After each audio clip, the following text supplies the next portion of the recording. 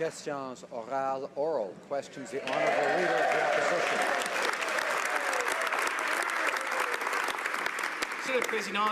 Mr. Speaker, the Ethics Commissioner said clearly that a number of ministers are using the same loophole as the Finance Minister used to hide assets.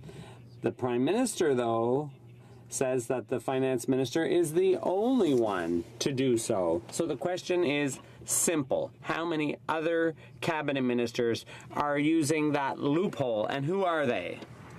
The Honourable Finance Minister. Mr. Speaker, I know the member may have a problem with numbers, but what I can say is that it's less than 5. That's the number.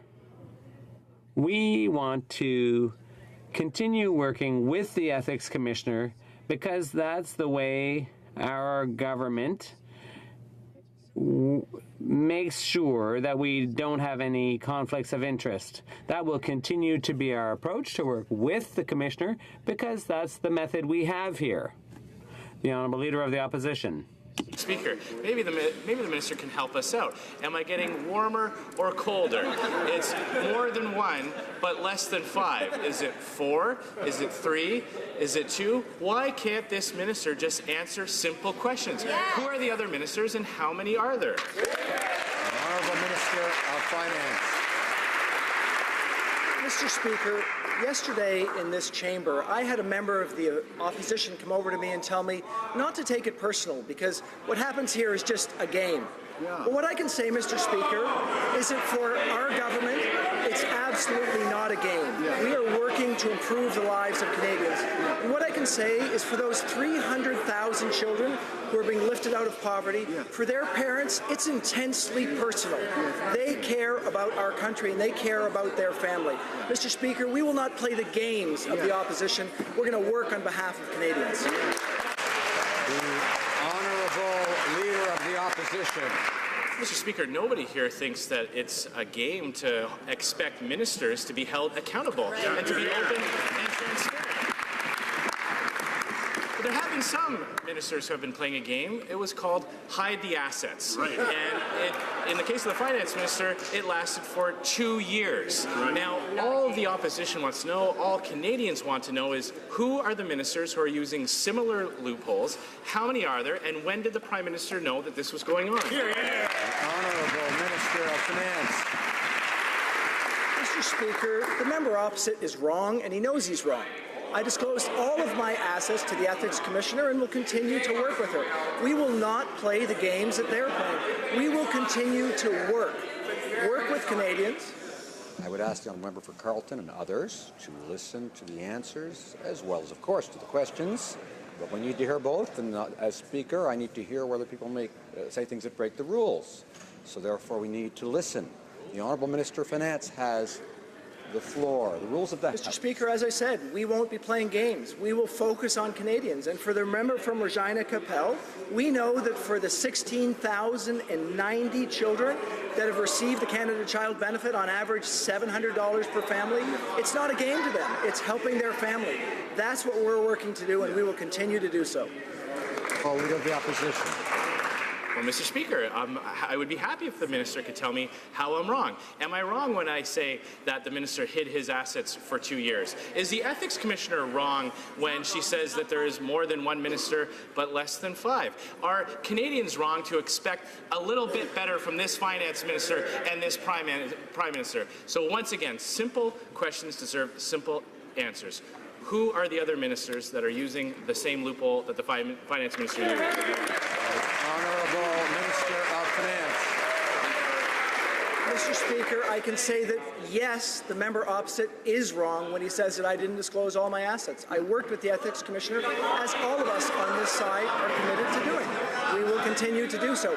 What I can say, though, is Canadians were right when they decided to elect our government, because they knew that we would focus on them and not focus on playing games that weren't any advantage for them or their family. Happily for them, our country's in a much better situation with higher growth and better situation for families across this country. I have to ask the Honourable Member for Brandon-Souris to remember not to speak unless he has the floor. I know he's got a great baritone voice, but I only want to hear it when it's his turn to speak. The Honourable Leader of the Opposition. Well, Mr. Speaker, if I'm wrong, then so too must be the Ethics Commissioner who fined the Finance Minister for not disclosing his assets. Or was that some kind of a compliance fine that she issued to him? So I guess my last question to the Finance Minister would be, if he actually did disclose his assets for the past 2 years, will he be asking for his $200 back? Honourable Minister of Finance. Well, Mr. Speaker, what I can say to the member opposite is wrong again. What happened here is I disclosed all of my assets, and in fact, there was an administrative error that we satisfied the Commissioner with a $200 fine, which I paid. So, Mr. Speaker, we are trying to work to help Canadians not play the games that the members opposite are trying to play, because we know that that's what we were elected to do. So for all those Canadians who looked at what we announced last week, the level of growth our country is seeing, the improvements we're going to make in the Canada Child Benefit and the Working Income Tax Benefit, we're going to tell them that we're working for them, Mr. Speaker. The honourable member for Rimouski-Neigette-Témiscouata-Les-Basses. Mr. Speaker, failing to strike the right balance for transparency. That's the punchy title of the Information Commissioner's report, which shows the Liberals are breaking yet another clear election promise to subject staff in the PMO and other ministers' offices to the Access to Information Act. Bill C-57 could have done the job, but it falls far short. Why is the Prime Minister backing down from open and transparent government? The Honourable President of the Treasury Board. For more than 30 years, we are the first government to modernize the Access to Information Act, and we are applying it to ministers' offices through proactive disclosure.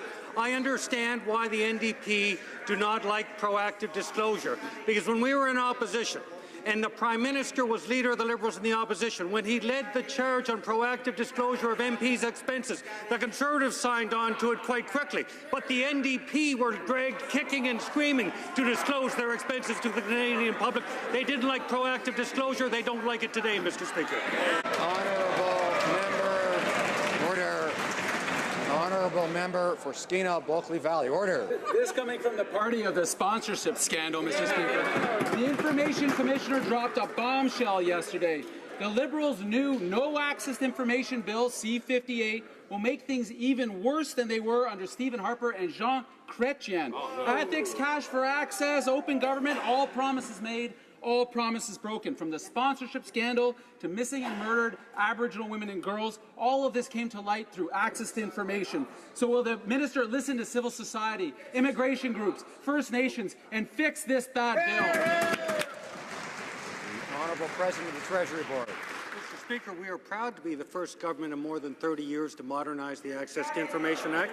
And I want to be very clear on a specific issue the honourable member raised, and that was in terms of Indigenous peoples. Let me be very clear that we would support an amendment that would require departments to seek approval from the Information Commissioner before refusing a request. This would ensure that broad requests would not be refused simply because they were broadly applied or in their descriptions. We want to ensure that this modernization of access to information strengthens the regime, and we are open to narrowing the application of this clause.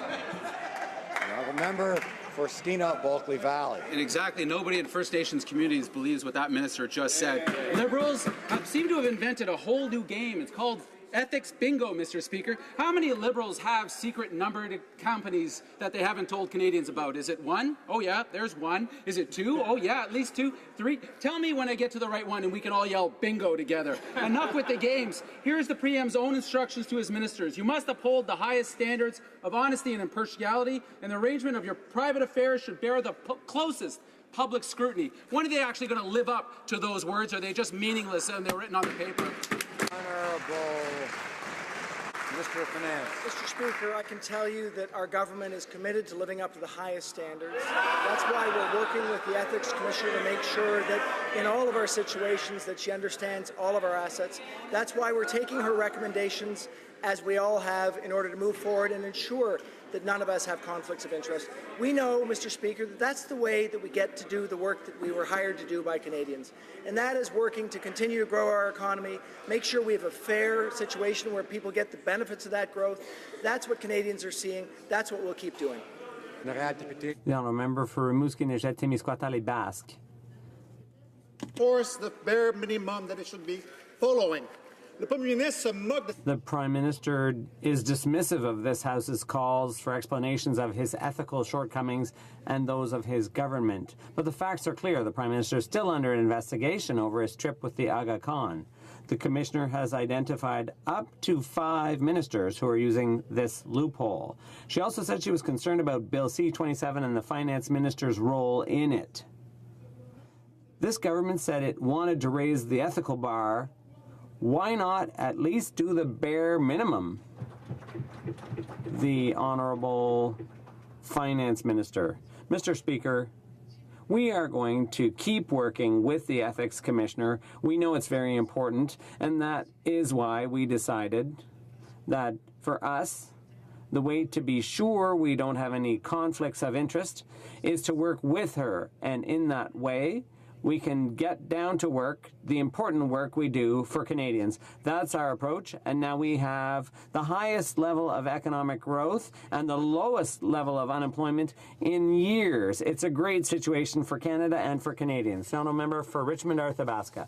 Mr. Speaker, yesterday the Prime Minister said, and I quote, "The opposition is levelling baseless accusations." Today the Liberals are accusing the Ethics Commissioner of giving false information about the situations of their own ministers.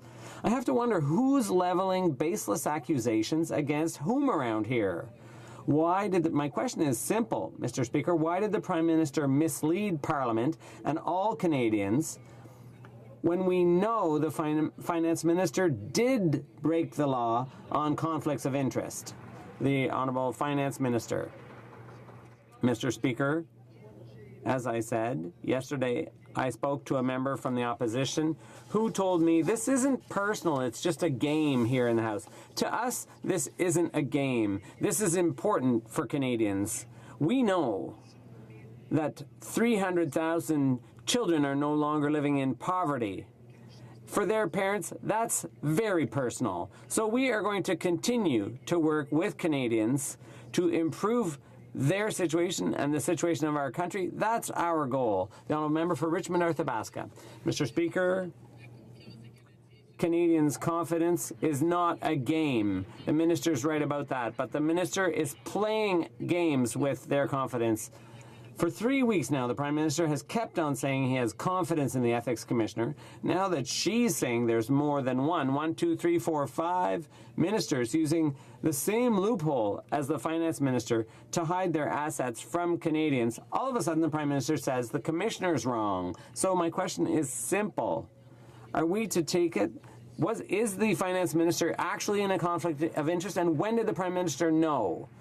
The Honourable Finance Minister. Mr. Speaker, as we've said, it's very important to work with the Ethics Commissioner. That's what we've done. We have a lot of respect for her because it's an important approach that our government takes to make sure we're not in a conflict of interest. And we're going to continue operating in this manner because that is the right way to get down to work for Canadians. It's really not a game. It's very important for families all across the country. For Milton. Thank you, Mr. Speaker. Mr. Speaker, since the Finance Minister has been exposed for hiding his assets in numerous multi-numbered companies, the Ethics Commissioner has stated that there are up to 5 other ministers that may be doing exactly the same thing. Now, there's an unnamed senior government official who has decided to refute these claims, suggesting that the claims are actually wrong and her office is not correct in what they're saying. Mr. Speaker, I'd like to know this. The minister talks about trusting the Ethics Commissioner. Is there a senior government official over there who will actually say that there's no other minister in the same position he put himself in? Honourable Minister of Finance. Mr. Speaker, we know on this side of the House that some of the members of the opposition have a tough time counting. What we know is the number 2 is less than the number 5. What we can say is that there is 2. one member who divested all of the assets 18 months ago, and another member, myself, who's divested his assets most recently. So it's quite clear. It's up there on the website to see. We will continue to work with Canadians and not play these games. Order.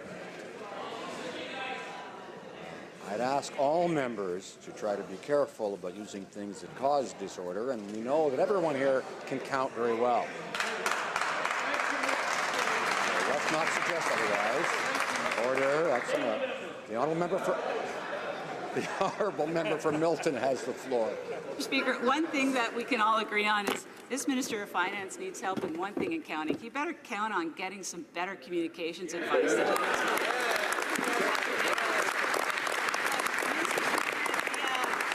Commissioner, the Prime Minister said this week, I'm not trying to blame the Ethics Commissioner, I'm trying to trust the Ethics Commissioner. That is what the opposition needs to do. Well, Mr. Speaker, that's exactly what we are doing as well. And after weeks of misleading and memory lapses, the Government of Canada has shown that they don't trust the Ethics Commissioner, but I think Canadians actually do. So the Minister put himself in a direct conflict, and he broke the law when he failed to disclose. Honourable Minister of Finance. Mr. Speaker, thinking about counting for the member from Milton, there are 25,630 children in her riding who are getting, on average, in their family, $520 more through the Canada Child Benefit. Those are the numbers that we know matter to Canadians. With respect to working with the Ethics Commissioner, we will continue to do so because we know that's the right way for us to fully allow us to do our work, exposing all of our assets, which all of us have done, including myself, working with her and taking her recommendations to make sure we can get on with the important work that we're doing for the people of Milton. Order. Order. The honourable member for Stormont Dungas, South Glengarry, I'd ask him to restrain himself and be assured that it's done evenly for everybody in terms of time. The honourable member for Thornhill has the floor. Mr. Speaker, the Prime Minister told the House yesterday that Liberals trust and honour the work of the Ethics Commissioner. The Prime Minister has been telling us all week to trust the Ethics Commissioner. Now the Prime Minister's office is telling us she's wrong about the number of Liberal ministers using conflict loopholes. Well, Mr. Speaker, we trust the Ethics Commissioner. Just how many ministers, Mr. Speaker, have gamed the spirit of the Conflict of Interest Act? Honourable Minister of Finance. Mr. Speaker, I'm delighted to hear that the members opposite trust the Ethics Commissioner, as we do. We have worked with the Ethics Commissioner to make sure that we can ensure all of our situations are fully exposed and that she can provide recommendations for us on how we can ensure we don't have conflicts of interest. I can say from my standpoint that was an important exercise to ensure that I don't have conflicts of interest. Mr. Speaker, we will continue to do that. That allows us to get to the work that we want to do on behalf of Canadians. Order. The member for Thornhill. Well, Mr. Speaker, the Prime Minister is blaming everybody but the Finance Minister or himself for the scandal that's before us. The Prime Minister is all but directly blaming the Ethics Commissioner, blaming the Ethics Commissioner, Mr. Speaker, for the Finance Minister's several inexcusable lapses of judgment, for the Prime Minister's own willingness to look the other way. Mr. Speaker, why is the Prime Minister misleading Parliament about other ministers' actions? Is the Prime Minister's office calling the Ethics Commissioner a liar? Honourable Minister of Finance. Mr. Speaker, again, we have the highest respect for the Ethics Commissioner and will continue to work with her to make sure that her work, which is so important, can continue to be done in a respectful way. That is our approach. We know that the approach to disclosing all of our assets to her is important.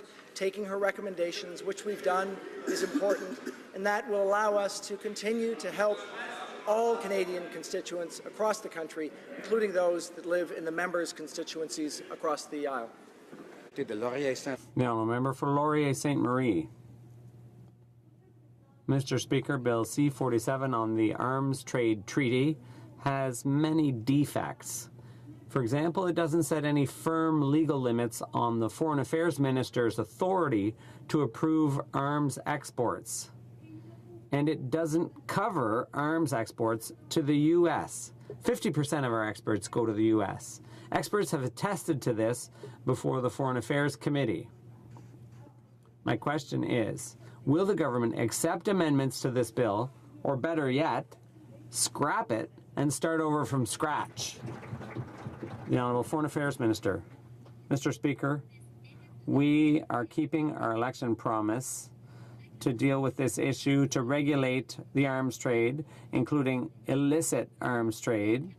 This is essential. C-47 would introduce and formalize in regulation the criteria to be taken into account before an export permit can be authorized. Like all regulations, Canadians will be consulted in their development. Thank you.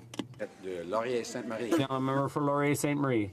Mr. Speaker, in order to sign on, you have to respect the treaty. Of the bill to implement the Arms Trade Treaty.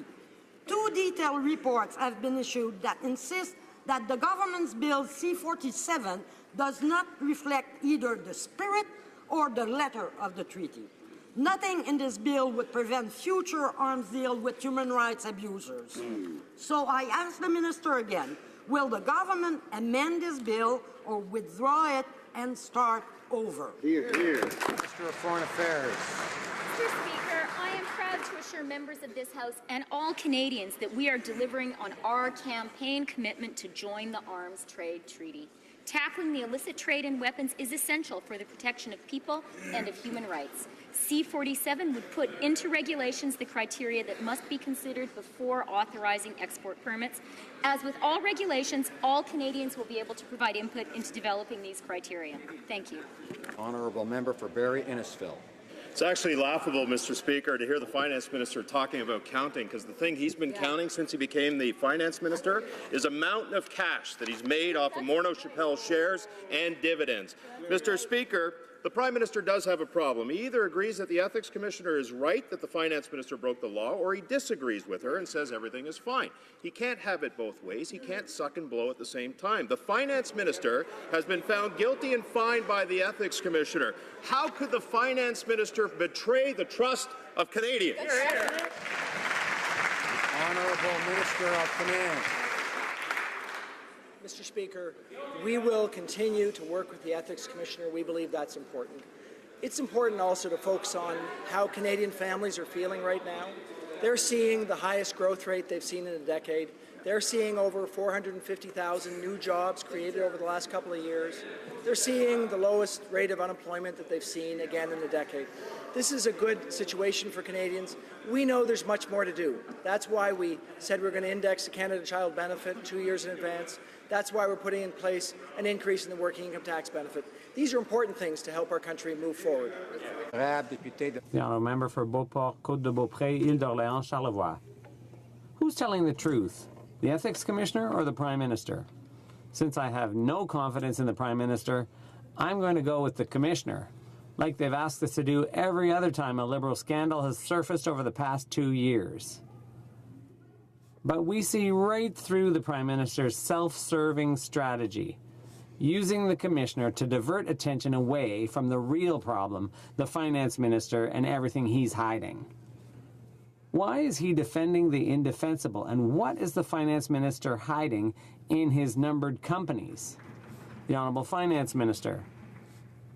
Mr. Speaker, our strategy continues to be to improve the situation of Canadian families, improve the situation of the middle class in our country. That's what's important. That's why we've done things like the Canada Child Benefit, which helps out 300,000 Canadian children. It's improved their situation. That's why we created the working income tax benefit for Canadians who face significant struggle. We will continue to work for Canadians, Mr. Speaker. I would call on members not to heckle, and when they don't have the floor, to be quiet. The honourable member for Carleton. Minister thinks he can make difficult questions about his secrets go away by lashing out personally against those asking those questions. Earlier today, he made belittling comments about our deputy leader and others who are simply doing their jobs. The only thing that will make these questions go away is for the minister to finally answer them, Mr. Speaker. This minister was hiding $20 million of Morneau Shepell shares in only one of his holding companies.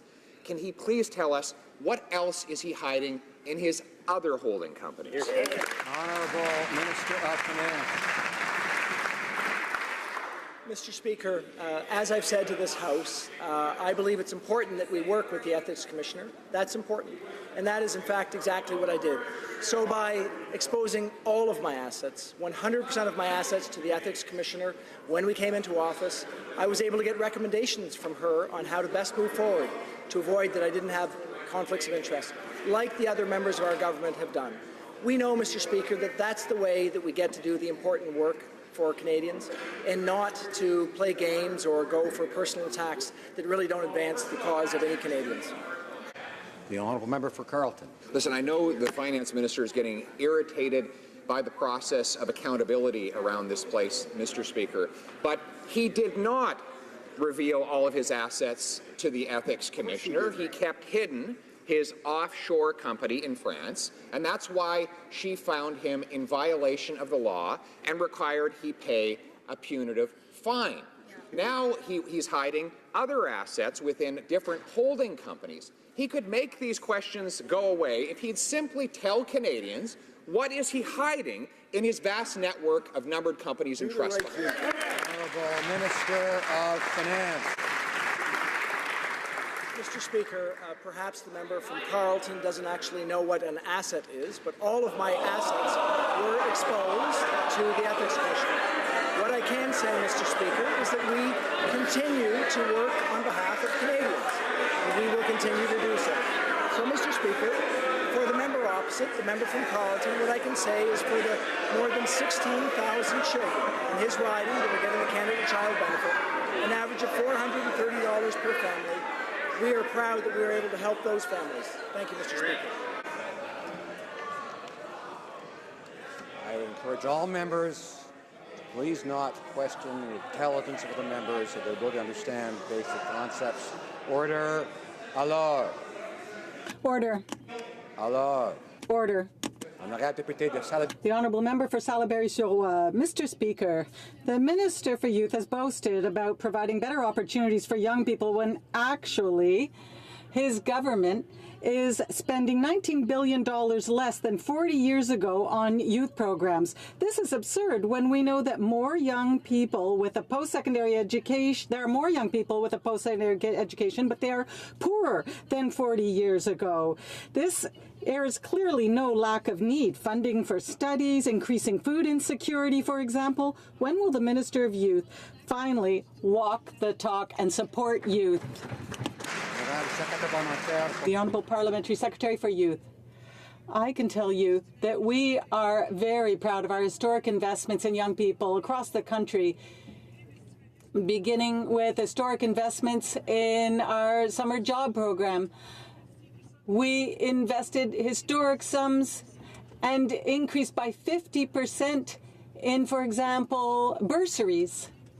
Mr. Speaker, we invested $400 million in order to make sure that we were creating, for example, things like co-op programs for young people. We know how to invest in young people because we know they represent the future of the country, and that's what we'll continue to do. Speaker, it's been exactly 1 year since Parliament ordered this government to stop defying the Human Rights Tribunal and immediately flow that $155 million shortfall in child welfare. And the government refused, saying it would be like throwing confetti. No, it's about protecting children, like 12-year-old Amy Owen, who before she died wrote on Facebook, "I'm just a kid and my life is a nightmare."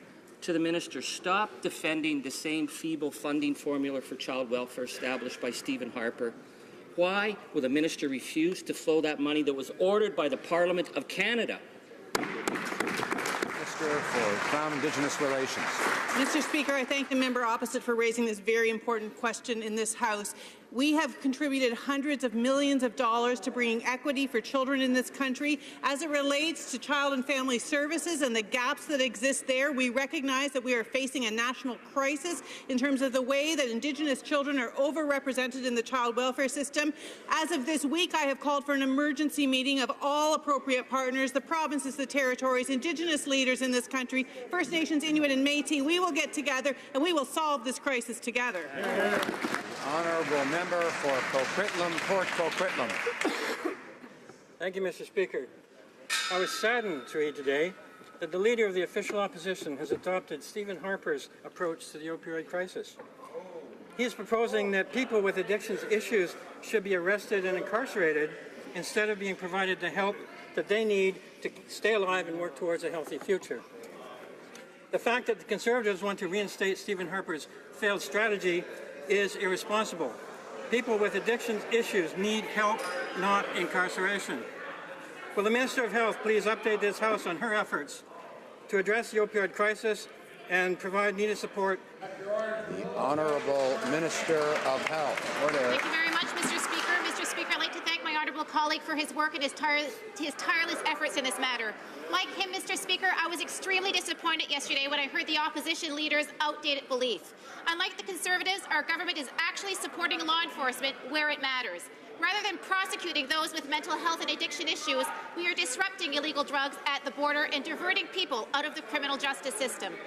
And with Bill C-37 and 244, our government is taking a compassionate, evidence-based approach to reduce barriers to treatment and encourage innovative measures to prevent overdoses and save lives. Honourable member for Louis Saint Laurent. Mr. Speaker, the Liberal Party is and will always be associated with the sponsorship scandal. The Canadians thought they'd understood, but they've understood nothing. The Liberal government is tabling a bill on access to information, which means that the excellent work of journalists means that there will no longer be able to have a sponsorship scandal. It's the commissioner who said yesterday that I took a second look at the request that exposed the sponsorship scandal, and it would not have met the criteria in the bill.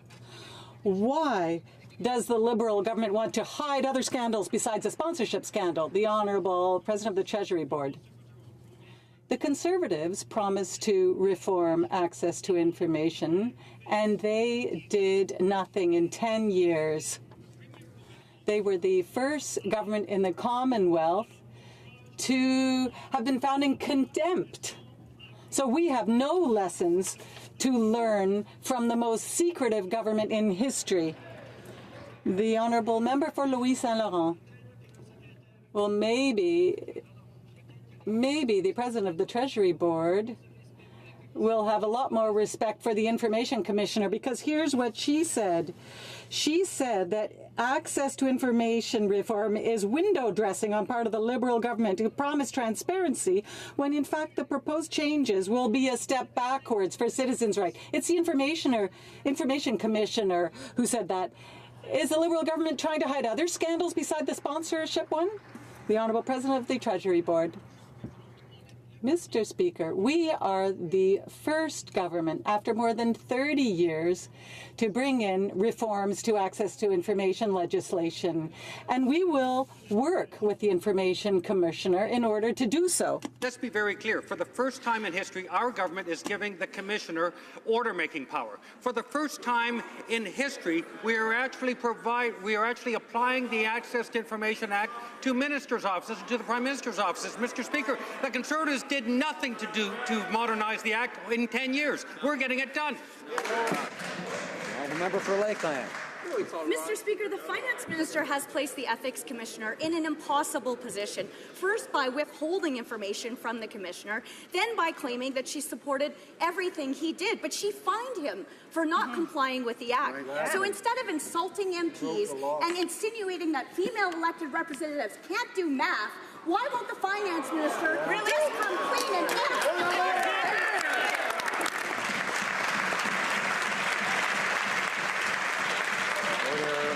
The Honourable Minister of Order, or there'll be loss of turns. Order. The Honourable Minister of Finance. Mr. Speaker, I'd like to say for the record that I hold the Ethics Commissioner in the highest regard. We believe that it's important that we have an officer of Parliament that helps all of us here in this House to ensure that we can expose our personal assets and do it in a way that allows us to take recommendations on how we can assure that we do not have conflicts of interest. That's our continuing approach. I will continue to work with her as I have thus far. As I've said to this House, I've gone farther than her recommendations to make absolutely sure in my position that there cannot be even a perception of conflict. The Honourable Opposition House Leader. Well, the Finance Minister did not go further. He was fined by the Ethics Commissioner for breaking the rules. Absolutely. Instead of owning up to it, he's clearly irritated and throwing insults. I think the Finance Minister may need a little break at his French villa over the next few weeks. But, Mr. Speaker, seriously, this is a very serious issue when the Minister of Finance is hiding assets. A simple question, no insults, please. What else is the Finance Minister hiding in his other numbered companies? Honourable Minister of Finance. Mr. Speaker, the answer is nothing. The answer is that I've exposed all my assets to the Ethics Commissioner. And what I can say, Mr. Speaker, for the record... Order. Order. Members have heard the question asked. They need to hear the answer, whether they like the answer or not. And most members in all parties are able to sit through a question period like adults and not react to things that may be provocative or not. But let's let the rest do it as well. The Honourable Minister of Finance has the floor. Order. And Mr. Speaker, what I can say is that, in fact, my state of mind is not irritated, but actually encouraged with the economy that we're seeing for Canadians. We've seen over 2 years a very positive change in our economy. We've seen in 2 years a very positive change for middle-class Canadians, for families across our country. That is what we're here to do. So we will continue to do the good work and not play the games that the other party is playing. The Honourable Member for Kootenay, Columbia. Mr. Speaker, marijuana growers in my riding of Kootenay, Columbia have formed a co-op to advance their rights. They are concerned that the government will not license growers who farm outdoors and that licensing will go only to large corporate indoor growers. And indeed, Liberals on the Health Committee already voted down an NDP motion to allow provinces to develop production regimes that would support local economies.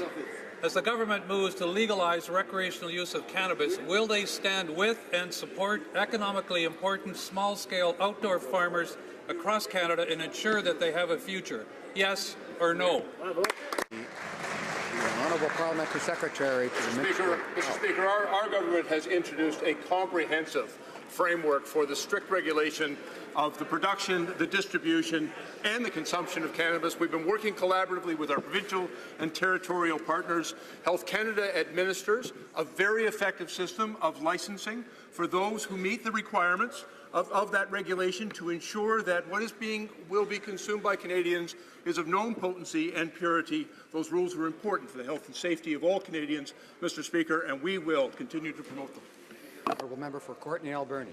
Mr. Speaker, today on the eve of the one-year anniversary of the Hanjin cargo ship debris spill in my riding, I tabled a motion to address coastal debris. Still, community groups are leading cleanup efforts without any help from this government. Government officials have indicated, quote, there is a near complete legislative and regulatory void for coastal debris cleanup and no dedicated fund. The Liberals love talking about their world-class ocean protection plan, but nothing is happening. Simple question, will the minister create a permanent, dedicated annual fund for coastal debris cleanup?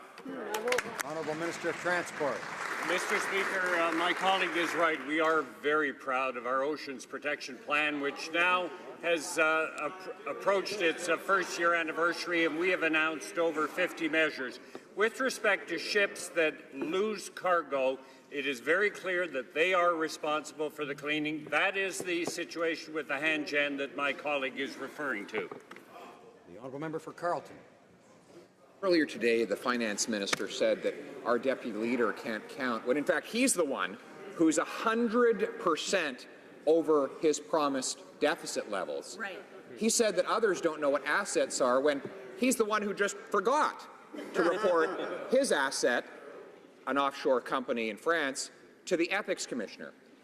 Mr. Speaker, instead of lashing out at others, why doesn't the Finance Minister just let go of all the secrets and tell Canadians what he is hiding in all of his holding companies. Honourable Minister of Finance.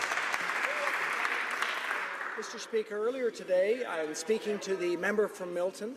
I want to be clear that I wasn't questioning her numeracy skills. I have the highest respect for the member from Milton, who I know who's had a positive business career.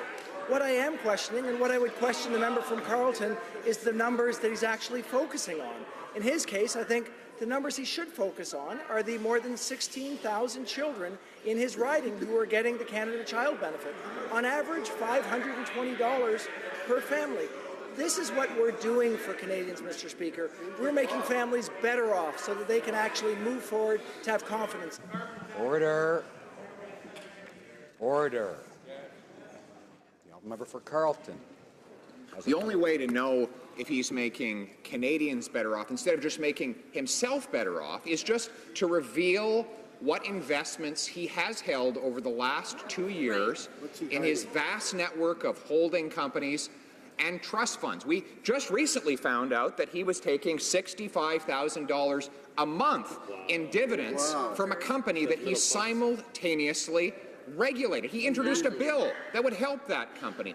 Mr. Speaker, the only way to put all of this to bed and put an end to these questions for the minister is for him to come clean and tell us what he's hiding in those companies. Honourable Minister of Finance. Mr. Speaker, to repeat, we have a process in this House that we work with the Ethics Commissioner so that we can expose all of our assets to her. And that is, in fact, what I've done. So, in terms of disclosure, 100% disclosure is the highest number you can get. That's what I've done. That allowed her to give me recommendations on what we should do to ensure that we don't have conflicts of interest. That is what we expect all 338 members of this House to do. We will continue to respect the Ethics Commissioner. We will continue to work on behalf of Canadians, which is what we were in fact elected to do. Honourable member for Carleton. Mr. Speaker, that minister hid an offshore company in France. And then he hid $20 million of Morneau Shepell shares from Canadians. Now that Canadians know he held those shares because of investigative journalism, not because of his transparency, he has admitted that that wasn't the right thing to do, sold those shares, and is now saying he'll give back the ill-gotten gains. Mr. Speaker, we need to know what other inappropriate investments he might be hiding in his holding companies. Why doesn't he tell us what is in those companies? Honourable Minister of Finance. Mr. Speaker, to repeat, working with the Ethics Commissioner is the approach we have in this House. It is to respect the officer of Parliament that has that duty. That's what we will continue to do. Mr. Speaker, it allows us to do the work that we've been asked to do on behalf of Canadians. We will not get distracted by the games from the other side. We will not get distracted by the personal attacks. We will continue to be focused on Canadians. That focus, Mr. Speaker, is working. Canadians are in a much better situation 2 years later than when they were when we came into office. So we will continue to do that good work on behalf of them. Honourable member for Scarborough Centre. Mr. Speaker, Canada's story is the story of immigration. Those who choose Canada bring with them their unique culture, skills, and an entrepreneurial spirit that strengthens our economy. My family immigrated to Canada 18 years ago to build a better life for our sons. We sacrificed, we worked hard, and now I sit in this House as the member for Scarborough Centre. Can the Minister of Immigration, Refugees and Citizenship please update this House on how our government's historic immigration levels plan will continue the tradition of welcoming newcomers to Canada? Honourable Minister. Mr. Speaker, j'aimerais remercier ma... I'd like to thank my colleague from Scarborough Centre for her question. To Canadians that we will fix the immigration system to grow our economy and reunite families and eliminate the backlogs that were left behind by the Conservatives. Our multi-year immigration plan is the most ambitious yet. It supports GDP growth, it attracts more investments into Canada, it creates additional jobs for Canadians, and it boosts innovation. We on this side of the House understand that immigration, together with a welcoming society, is what has made Canada. The honourable member for Durham. Mr. Speaker, the Finance Minister is the Honourable Minister from Toronto Centre, but it is not honourable to suggest that our Deputy Leader can't count. It's not honourable to suggest that our finance critic is obtuse. It is not honourable, Mr. Speaker, for that member to deny his own mistakes and his own omissions. When will that honourable member do the right thing and apologize to Canadians for his mistakes? The Honourable Minister of Finance. Mr. Speaker, what I will continue to do with Canadians is to listen to their issues, to make sure that we're addressing them, and move forward not only to ensure we have a high level of economic growth in this country, but that Canadians see the benefits of that growth for themselves and their families. That is what we've been doing for the last couple of years, Mr. Speaker, while the members of the official opposition have been playing games. We've actually been trying to work for Canadians. And the good news is it's working. With a higher level of economic growth than we've seen in a decade, with a lower level of unemployment than we've seen in a decade, we have over 450,000 more Canadians working. Jobs matter.